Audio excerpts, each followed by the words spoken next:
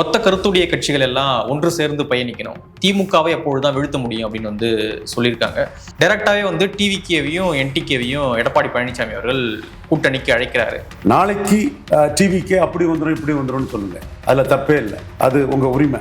ஆனா இன்னைக்கு என்டிகே 8.2% வாக்கு நிரூபிச்ச ஒரு கட்சி. டிவிகே ஒரு ரெஜிஸ்டர்ட் பொலிட்டிக்கல் பார்ட்டி. நீங்க ரெஜிஸ்டர்ட் பொலிட்டிக்கல் பார்ட்டியும் ரெகனைஸ்ட் பொலிட்டிக்கல் பார்ட்டியும் இக்வேட் பண்றது எந்த வகையில நியாயம்? புருவானது சீமான் 8.2, விஜய் தீபா ஜெயக்குமார் சசிகலா அம்மையார் மாதிரி 0%. தீபா ஜெயக்குமார் புருவாகாம போயிட்டாங்க, சசிகலா அம்மையார் புருவாகாம போயிட்டாங்க. விஜய் புருவாகாம போயிடலாம், ப்ரூவ் பண்ணலாம். ப்ரூவ் பண்ணாதான் என்ன ப்ரூவ் பண்ணாருன்னு தெரியும். தீபா அவர்களோடு போயிட்டு விஜய் அவர்களை ஒப்பிட முடியுமா? அதெல்லாம் மேட்டர் இல்ல தம்பி. கடுமையாக திமுக ஒரு பக்கம் எதிர்க்கும் பொழுது சீமான் அவர்கள் ஸ்டாலின் அவர்களை மீட் பண்றது அப்படின்றது அவங்க கட்சிக்குள்ள ஒரு பேக் ஃபயர் ஆகுதா தொண்டர்களிடையே? அவர் திமுகவை எதிர்த்து தான் 214 தொகுதியிலும் கேண்டிடேட் போடுறாரு. நெருப்பை கொண்டு அணைக்க முடியாது தான் கேண்டிடேட் போடுறாரு. ஆனா பாமகவுக்கு அதிமுக விட்டா வேற பாசிட்டிவான கூட்டணி இருக்குன்னு நினைக்கிறீங்களா நீங்க? இதுதான் காஃப் எம்டி காஃப் ஃபுல். இங்க சென்னையில இருந்து எடப்பாடிக்காக பேசக்கூடியவங்க எல்லாம் ஊடகத்துல பாமகவுக்கு வேற என்னங்க இருக்கு, அதிமுக சேர்ந்து தான் அங்க தீரணும். ஏடிஎம்கே கூட வந்ததுன்னா எதனா ஒரு 5 எம்எல்ஏ வச்சு கன்வெர்ட் ஆகும். எதுவுமே இல்லாம பாமக போலன்னா நீங்க எடப்பாடியிலே தோத்து போயிருவீங்க. வன்னியர் எழுச்சியில எதிர்கட்சி ஆக முடியாது, எம்எல்ஏ ஆக முடியாது. இல்ல பாமகவும் லாஸ் தானே. பாமகவுக்கு 10.5 வச்சு 5% ஓட்டு எடுத்துட்டா லாபம் தான்.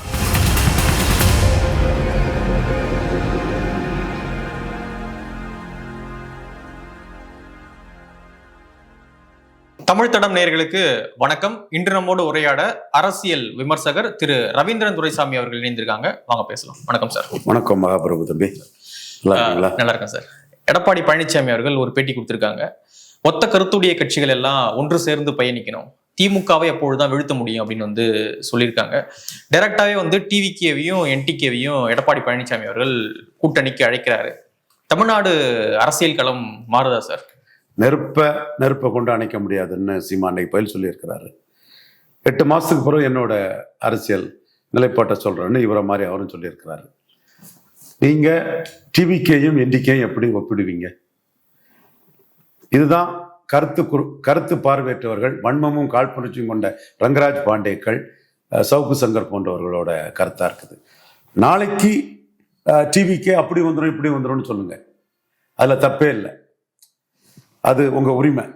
ஆனா இன்னைக்கு என்டிகே 8.2% வாக்கு நிரூபிச்ச ஒரு கட்சி, ஒரு ரெகனைஸ்ட் பொலிட்டிக்கல் பார்ட்டி.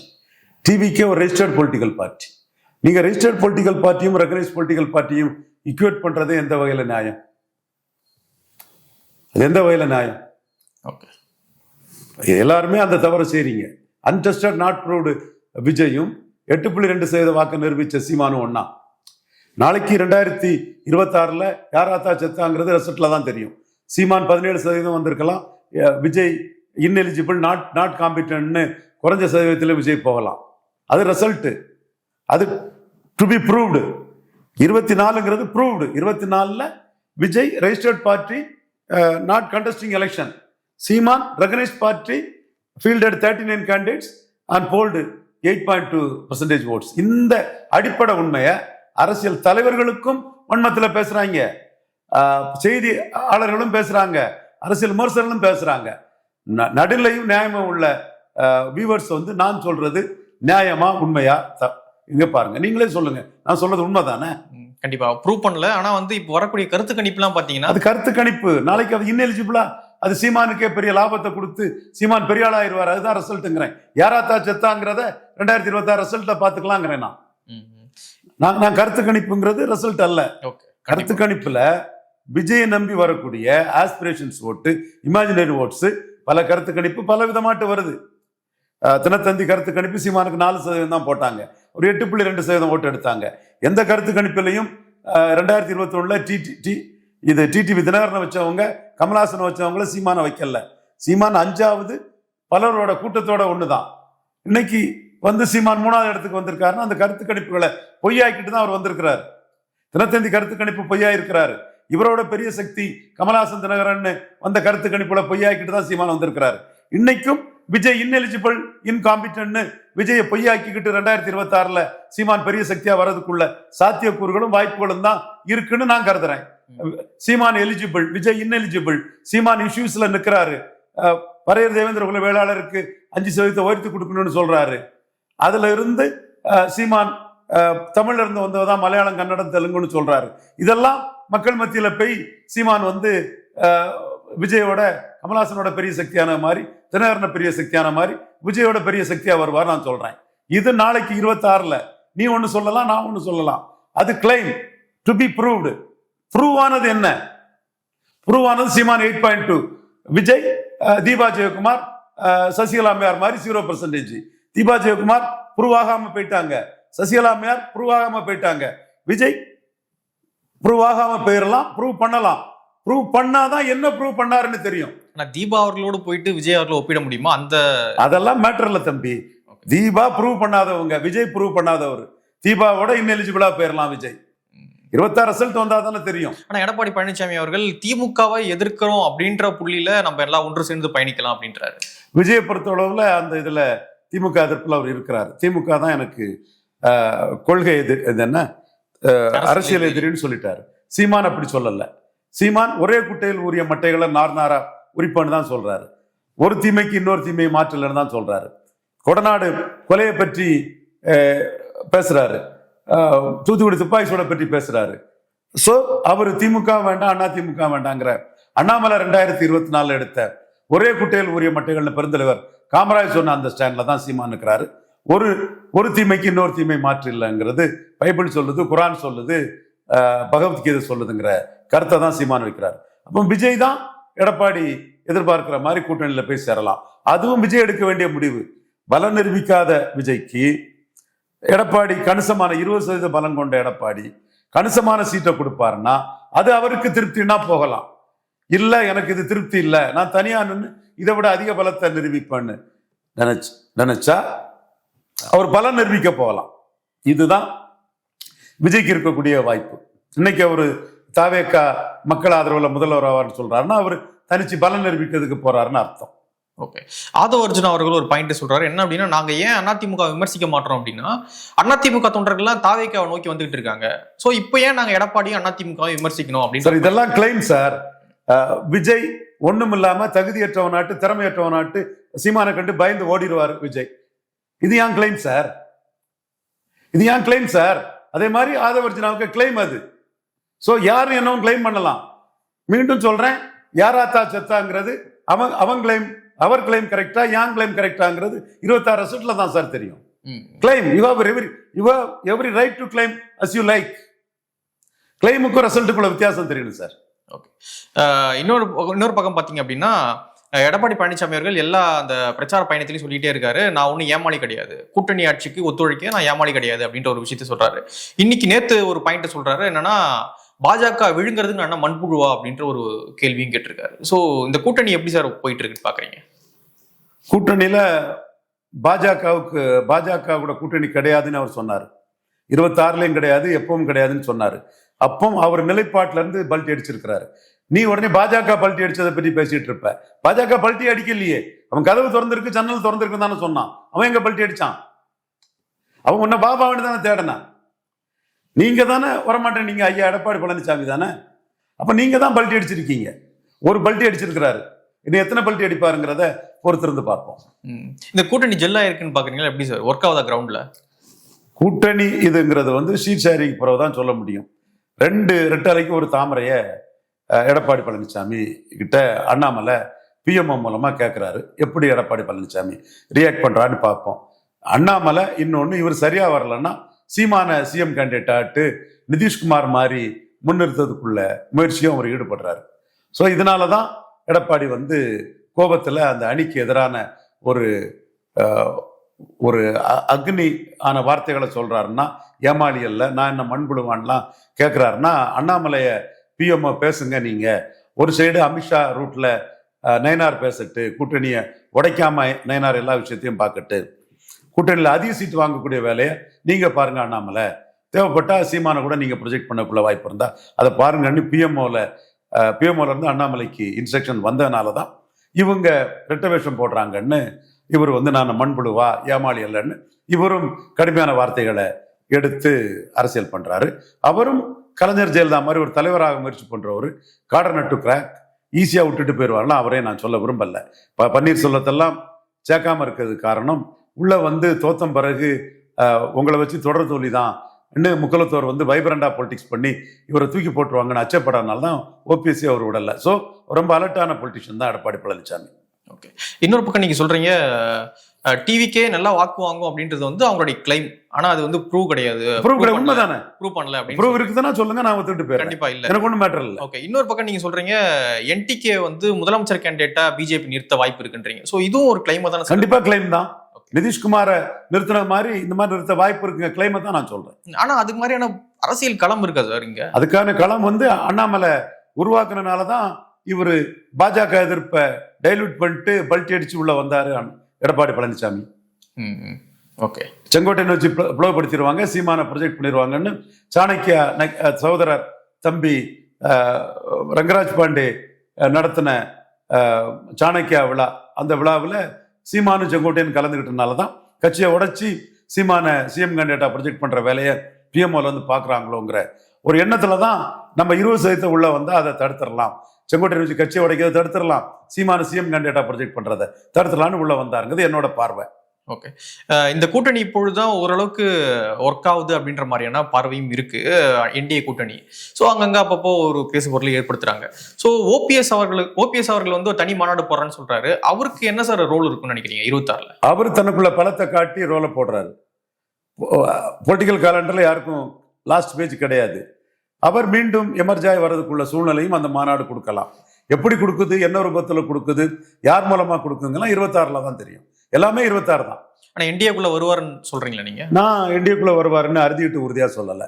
ஏன்னா மோடிஜின் வெற்றின்னு இண்டோ பாக் வார சொல்லும் போது இந்திய ராணுவத்தின் வெற்றின்னு தான் இவர் ஓபிஎஸ் சொன்னார். இப்போ அந்த சண்டை நடந்திருந்ததுன்னா இந்திய ராணுவத்தின் வெற்றின்னு தான் எடப்பாடின்னு சொல்லியிருப்பாரு. ஓகே, அன்வர் ராஜா அவர்கள் ஸ்டாலின் அவர்கள் தலைமையில திமுகவோட சேர்ந்திருக்காரு. ஒரு பக்கம் ஏடிஎம்கே வீக் ஆகுது அப்படின்ற ஒரு பார்வையும் வைக்கப்படுது, இன்னொரு பக்கம் இப்படியான இணைப்புகளும் நடைபெறுது. ஸோ இது எப்படி சார் கையாளுவார் எடப்பாடின்னு நினைக்கிறீங்க? இது எடப்பாடி கண்ட்ரோல்ல இல்லை. எடப்பாடியை வச்சு நமக்கு அரசியல் அதிகாரம் இல்லைன்னு நினைக்கிறவங்க அதை விட்டுக்கிட்டு ஸ்டாலின் வரவேற்பு கொடுத்தாருன்னா செந்தில் பாலாஜி எடப்பாடி விரோதம் தெரியும் நமக்கு. இந்த மாதிரி ஏற்கனவே அதிமுகவில் இருந்து திமுக போன பல தலைவர்கள் போல செல்வாக்குள்ள தலைவர்கள் ஸ்டாலின் எம்எல்ஏ டிக்கெட் கொடுப்பாருன்னா ஷிஃப்ட் ஆகிறதுக்கு வாய்ப்பு இருக்குது. ஓகே, இன்னும் நிறைய இணைப்புகள் நடைபெறும்ன்றீங்களா ஏடிஎம்கே இருந்தீங்க? ஸ்டாலின் ஓகே வாங்க உங்களை நான் என்டர்டெயின் பண்றேன்னா ஜெயலலிதா பக்தர்கள் எடப்பாடி தலைமை ஏற்காம ஸ்டாலின் பக்கம் போக வாய்ப்பு இருக்கு. எனக்கு அரசியல் நடக்கிறது எடப்பாடிக்கும் ஸ்டாலினுக்கும் தான். இவங்க கலைஞர் அடித்த பல்ட்டிகள், கலைஞருக்கு இது, கலைஞரும் காமராஜரை ஏற்றது, கலைஞரும் ராஜாஜியை ஏற்றதெல்லாம் பேசிக்கிட்டு அறதப்பழசான பண்ண பாடாசான இதுகளை ஒரு சிலர் ஒப்பீனியனேட்டட் ஆட்டு கடந்த காலத்தின் கைதிகளாக பேசிட்டு இருப்பாங்க. அரசியல் இன்னைக்கு தொடர் வெற்றியில் இருக்கக்கூடிய ஸ்டாலினுக்கும் தொடர் தோல்வியில் இருக்கக்கூடிய எடப்பாடி பழனிசாமி கடையில தான் நடக்குது. இது சீமானுக்கு நல்லா தெரியும், விஜய்க்கும் நல்லா தெரியும், ஆதவர்ஜனாவுக்கு தெரியல. அவரு அர்த்த பழசான கடந்த காலத்துல கருணாநிதி அப்படி இருந்தாரு இப்படி இருந்தாருன்னு சொல்லிட்டு இருக்காரு. 3 தடவை மக்கள் அங்கீகாரத்தை மு.க. ஸ்டாலின் வாங்கி கலைஞரோட புரட்சி தலைவியோட தொடர் வெற்றியில பெரிய ஆளா இருக்கிறார். ஓகே, இன்னொரு பக்கம் சீமான் அவர்களுமே வந்து ஸ்டாலின் அவர்களை மீட் பண்ணியிருக்காரு. இதுவுமே பொலிட்டிக்கல்ல கொஞ்சம் கவனமா பார்க்கப்படுது. இதுல என்ன மாற்றம் ஏற்பட வாய்ப்பு இருக்கா? எப்படி சார் பாக்குறீங்க இதை? ரஜினிகாந்த் கூட நீங்க கூட்டு போய் மீட் பண்ணாங்க சீமான் அவர்கள். ஸோ அரசியல்ல சீமான் பல இதுகளை பார்க்குறாருன்னா ஒவ்வொருத்தருக்கும் ஒரு 10 வருஷ கனவு இருக்கும். அந்த 10 வருஷத்துக்குள்ள நாம முதலமைச்சர் ஆகலாங்கிற எண்ண ஓட்டங்கள் இருக்கும். தான் முதலமைச்சர் ஆகிறதுக்கு என்னென்ன சக்தியை பயன்படுத்தணுங்கிற இது அவருக்கு இருக்கும். அதுல மோடியை ஒரு சக்தியா பயன்படுத்தணும்னு நினைச்சா ரஜினிகாந்தை பார்க்கறது மூலமா சீமான் முதலமைச்சர் ஆகிறதுக்கு மோடி மூலமா என்ன இது கிடைக்குங்கிறத அவர் பார்க்கலாம். ஸ்டாலினை பார்க்கும்போது ஸ்டாலின் தான் வெரி கம்ஃபர்டபுள் பொசிஷனா இருக்கிறாரு. நாளைக்குள்ள சூழ்நிலையில ஸ்டாலின் முதலமைச்சராக வர முடியாம ஸ்டாலின் கையில ஒரு சாய்ஸ் வரும்னா அதுல சீமான முதலமைச்சராக்க மாட்டாரா ஸ்டாலின்ங்கிற எதிர்பார்ப்பு இருக்கலாம்.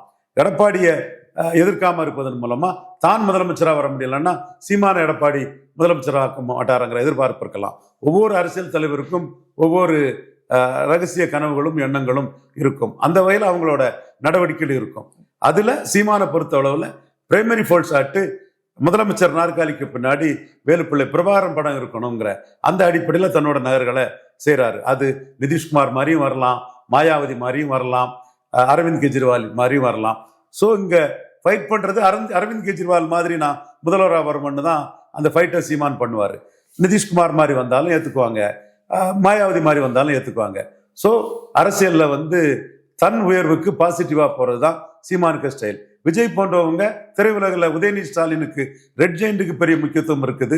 அவருக்கு தயாரிப்பாளர்கள், தியேட்டர் ஓனர்கள், நடிகர்கள், இயக்குனர்கள்லாம் பெரிய முக்கியத்துவம் கொடுக்காருங்கிறத புழுங்கி போய் ஊடகத்துல விஜய் வர்சஸ் உதயநிதினு இல்லாத ஒன்ன கற்பனையா பண்ணு அரசியல் பண்றது அவங்க வாடிக்கை. சீமான் மெட்டீரியலா தான் சிஎம் நாற்காலியில உட்கார்றதுக்கு யாரை பயன்படுத்தலாம், எப்படி பயன்படுத்தலாம், அரசியல் களம் எப்படி வந்தா என்னென்ன மாதிரி அது தனக்கு சாதகமா வரும்னு எல்லா இடத்துலயுமே வந்து ஒரு அரசியல் நாகரிகத்தையும் நட்பையும் உருவாக்குறார். ஓகே, கடுமையாக திமுக ஒரு பக்கம் எதிர்க்கும் பொழுது சீமான் அவர்கள் ஸ்டாலின் அவர்களை மீட் பண்றது அப்படின்றது அவங்க கட்சிக்குள்ள ஒரு பேக் ஃபயர் ஆகாதா தொண்டர்களிடையே?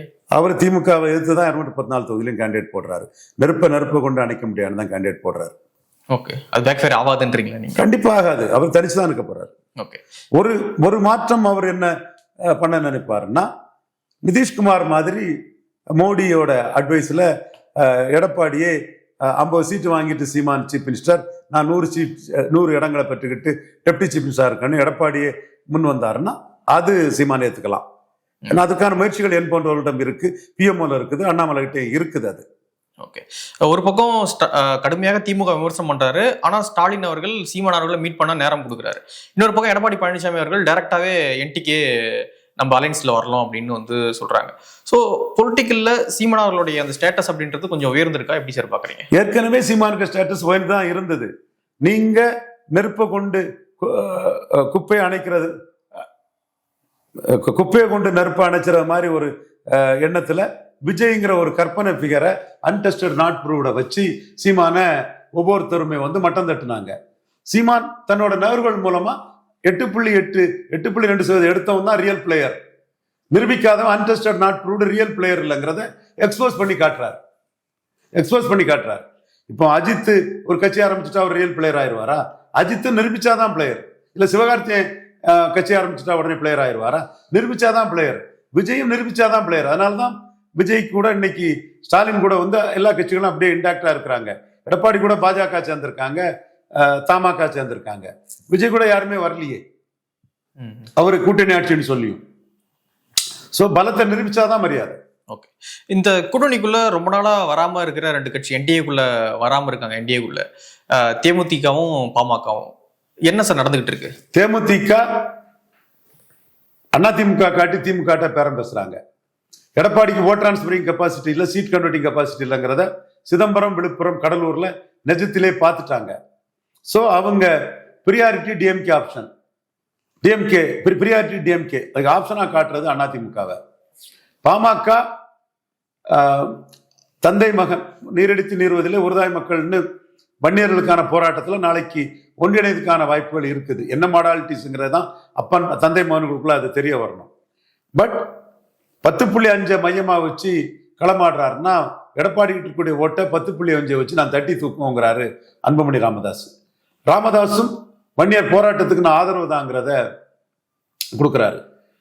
அவங்கள பொறுத்தவரையில அன்புமணி விஜய் பிறந்த நாள் இதுல வந்து ஒரு வாழ்த்துல வந்து விஜய் அரசியலிலும் வெற்றி பெற வாழ்த்துக்கள்னு ஒன்று சொன்னாருன்னா, ஒரு அரசியல் சக்தியாட்டு விஜய் வர்றதுக்கு அன்புமணி ஆசைப்படுறாரு. அதுல அவங்களுக்குள்ள ஒரு அன்புமணி ஒரு ஆப்ஷனா விஜய் எடுக்கலாங்கிற ஒரு தோற்றமும் வந்தது. நான் தான் அதை கொடுத்தேன். அன்டெஸ்டட் நாட் ப்ரூவ்டு விஜய ஒரு ஆப்ஷனாட்டு அன்புமணி எடுக்கிறாரு. ஆனா விஜய் அது தொடர்பா எந்த மூவ்ஸும் இதுவரை பண்ணல. ஆனா 16லயே மாற்றம் முன்னேற்றம் சொன்ன அன்புமணி விஜய் அவர்கள் தலைமை ஏத்துப்பாரா மாட்டாராங்கிறது அந்த டைம் வரும்போது தான் தெரியும். விஜய் ஒரு இனிஷியேட்டிவ் அவர் எடுத்தார். அரசியலிலும் விஜய் வெற்றி பெற வாழ்த்துக்கள்ங்கிற ஒரு இனிஷியேட்டிவ். இப்ப வந்து அவருக்கு பெரிய கிரெடிட் என்னன்னா, பாமக என்டிஏல இருக்கிறாங்க, என்டிஏல இருக்கக்கூடிய பாமக நம்ம கூட வருவாங்கன்னு ஜெயங்கொண்டாம் கூட்டத்துல எடப்பாடி பழனிசாமி சொன்னதுதான் விஜய்க்கு இவரு அன்புமணிக்கு பெரிய கிரெடிட். உடனே அவர் 4 மந்திரி வந்துட்டாரு, 10.5 நிறைவேற்றன்னுட்டாரு.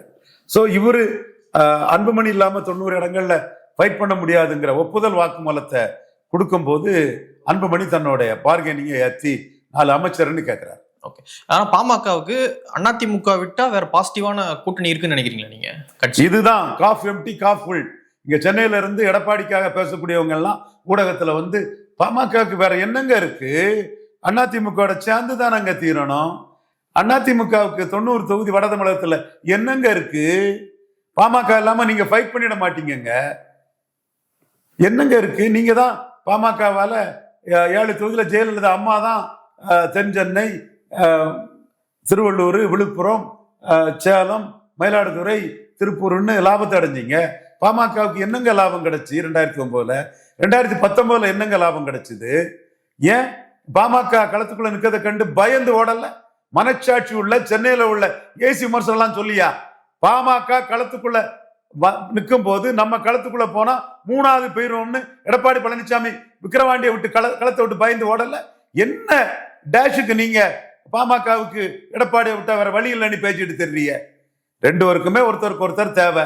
90 தொகுதியில ஃபைட் பண்ணணும்னா பாமக தேவை எடப்பாடி பழனிசாமிக்கு. இது அன்புமணிக்கு தெரிஞ்சனாலதான் 4 மந்திரி வேணும்னு ஆணித்தரமா கேட்கிறாரு. ஆனா அவர் தான் கொடுக்க மாட்டேன்னு சொல்றாரு. கூட்டணி நாங்க தனி மெஜாரிட்டியோடு எங்க கேபினெட்ல நாங்க மட்டும் தான் இருப்போம்ன்றாரு எடப்பாடி. அவர் 10.5 மையமா வச்சு போட்டு ஒரு எம்எல்ஏ ஆக விடாத அளவுக்கு எடப்பாடியில அடிச்சு தூக்கி போட்டுட்டு போயிடுறாரு வீரவன்னியர், வன்னியகுல சத்திரியர். இவர் எடப்பாடியில எம்எல்ஏ ஆகக்கூடிய அளவுக்கு 10.5 வச்சு 4 மந்திரி கேட்டா கொடுக்க மாட்டார்ல, 10.5 வச்சு தனி ஒதுக்கீடு, வன்னியருக்கு தனி ஒதுக்கீடுன்னு நின்று எடப்பாடியிலே இவரை எம்எல்ஏ ஆக விடாம மக்கள் சக்தியில அடிச்சு தூக்கி போட்டுட்டு போயிடுறாரு வீரவன்னியர்கள். இல்ல பாமகவும் லாஸ்ட் தானே சார். அதனால ஏடிஎம்கே கூட வந்ததுன்னா எதனா ஒரு 5 எம்எல்ஏ வச்சு கன்வெர்ட் ஆகும். எதுவுமே இல்லாம பாமக கூட போலன்னா நீங்க எடப்பாடியிலே தோத்து போயிருவீங்க. வன்னியர் எழுச்சியில எதிர்கட்சி ஆக முடியாது, எம்எல்ஏ ஆக முடியாது. இல்ல பாமகவும் லாஸ்ட் தானே. பாமகவுக்கு வந்து 10.5 வச்சு 5% ஓட்டு எடுத்துட்டா லாபம் தான். நீங்க எடப்பாடி 5% வாக்குக்கு தக்கன 40 சீட்டும் ஒரு ராஜ்யசபா கொடுத்தா லாபம் தான். யாருக்கு யார் தேவைங்கிறது வியாபாரம் தானே. அந்த வியாபாரத்துல நான் ஏன் ஏமாளியா போனோம்? ஓகே. இப்ப சிவி சண்முகம் இருக்காரு, இந்த பக்கம் இன்னும் வன்னியா எல்லாரும் இருந்துட்டு தான் விக்கிரவாண்டியில களத்துக்குள்ள சீமான் ஒன்னையாடா அடிக்க சொன்னேன், பரேதானாடா அடிக்க சொன்னேன், களத்துக்குள்ள சுத்த பேர்னா சீமான் நிக்க முடியாம ஓடிட்டியல. சிவி சண்முகம், கேபி முனிசாமி, வீரமணி, அன்பழகன், எத்தனை பேர் இருந்து என்னத்துக்கு களத்துக்குள்ள நிக்க முடியாம ஓடிட்டியல? அப்போ வேற வழி இல்லாம எடப்பாடி பழனிசாமி அவர்கள் பாமகவை அகாமடேட் பண்ணிதான் ஆகணும் அப்படின்னு 2 பேரும் ஒருத்தருக்கு ஒருத்தர் தேவைங்க. நான் இங்க சென்னையில ஏசி ரூம்ல இருந்துகிட்டு பாமகவுக்கு என்ன வழின்னு கேட்கறவங்களை நக்கல் அடிக்கிறதுக்கு தான் எடப்பாடிக்கு என்ன வழின்னு யாம்பாணியில நான் அடிச்சு விட்டேன். ஓகே. இன்னொரு பக்கம் பாத்தீங்கன்னா இந்த என்டிஏ கூட்டணியில 2024 அதிமுக பாஜக வந்து அண்ணாமலை அவர்கள் தலைமையில தான் அந்த 11.5% ஓட்டு அப்படின்றத வாங்கியிருந்தாங்க. இப்போ அண்ணாமலை தலைமை அப்படின்றது மாறி இருக்கு. அண்ணாமலைக்குன்னு ஒரு பாசிட்டிவ் ஓட்டானது பாஜகவுக்கு விழுந்திருந்துச்சு. இப்போ அண்ணாமலை இல்லாத பொழுது அதே பாசிட்டிவ் ஓட்டு விழுமா பாஜகவுக்கு? எப்படி சார் பாக்குறீங்க? அதான் அந்த கூட்டணிக்காக தான் அண்ணாமலையை தியாகம் பண்ணியிருக்கு. ஸோ அண்ணாமலையும் தியாகம் பண்ணியிருக்கோம்னு சொல்லி 2 ரெட்டலைக்கு ஒரு தாமரைய நயனா நாகேந்திரன் மற்ற தலைவர்கள்லாம் வாங்கிடுவாங்கன்னு நம்புறேன் நான். இப்போ எடப்பாடி பழனிசாமி அவர்கள் தொகுதி இல்ல, எடப்பாடி பழனிசாமி அவர்களுக்கு ஆதரவாக அண்ணாமலை எல்லாம் பிரச்சாரம் பண்ணுவாரா வந்து கூட்டணிக்கு? எப்படி பாக்குறீங்க? பொறுத்திருந்து பார்ப்போம். அதெல்லாம் நீங்க அரசியல்ல நிரந்தர எதிரியும் இல்லை, நிரந்தர நண்பவனும் இல்லை. பெர்மனன்ட் கெயின் தான் அங்க முக்கியம். 2 ரெட்டலைக்கு ஒரு தாமரை கொடுத்தா அண்ணாமலை கன்வின்ஸ் ஆயிடுவார். பிஎம்ஓவும் அப்படித்தான் அதை மூவ் பண்ண வைக்கிறாங்க. ஓகே. ரொம்ப அதிருப்தியா இருக்கிற சார் அண்ணாமலை. தெரியலையே, அவரு குறிக்க வெங்காயம் ஒண்ணு மில்லன்னு ஹாயா தானே பேசுறாரு. ஓகே. சரி, நிறைய விஷயங்களை மூடு பகிர்ந்துட்டீங்க. ரொம்ப நன்றி சார். நன்றி.